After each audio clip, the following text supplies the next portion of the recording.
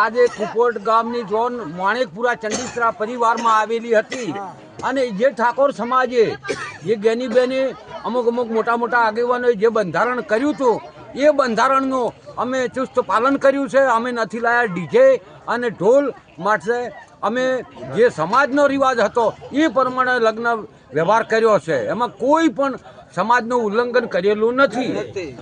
આ જય સદારામ બાપાની જય. અને બધાએ આવું પાલન કરજો એવી અમારી નમ્ર વિનંતી. કારણ કે જે સમાજે કર્યું છે એ સારું કર્યું છે. અને આ ડીજાઈ વાળા તો રળતરફોડા કરે છે. એ તો હાવ રણા એમ કરે છે. એટલે ચોક મજૂરી કરો કે નહીં?